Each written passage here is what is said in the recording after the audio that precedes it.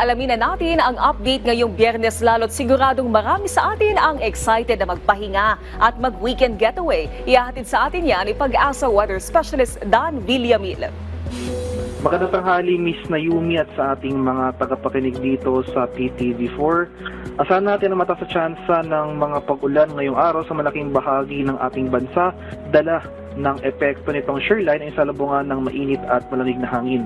Asahan na itong mga kalat-kalat na pag-ulan, pakulog at pagkidlat sa malaking bahagi ng Visayas, Bicol Region, Calabarzon, Mimaropa, at ilang bahagi ng Caraga. Kaya sa mga nabanggit na lugar, especially dito sa area ng Bicol Region at ilang bahagi ng Mimaropa at Eastern Visayas, maghanda po tayo sa mga banta ng pagbaha at pagguho ng lupa dahil inasan pa rin natin na tuloy-tuloy yung pag-ulan na ating mararanasan.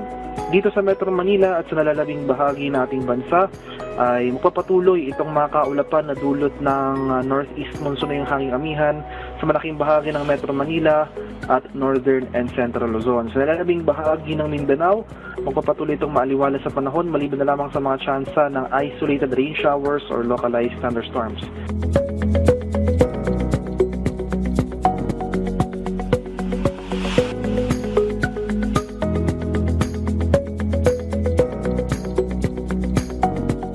Sa kalagayan natin karakatan, sa kasalukuyan, may gale warning tayo nakataas sa seaboards ng extreme northern Luzon at sa mga seaboards ng Catanduanes at northern and eastern Samar.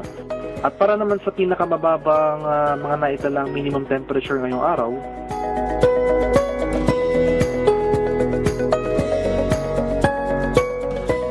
at ito naman yung update para sa ating mga dams.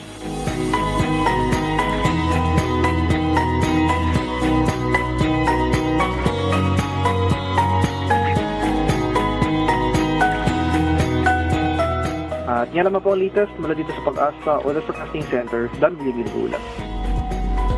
Maraming salamat Pag-asa Weather Specialist Dan Villamil.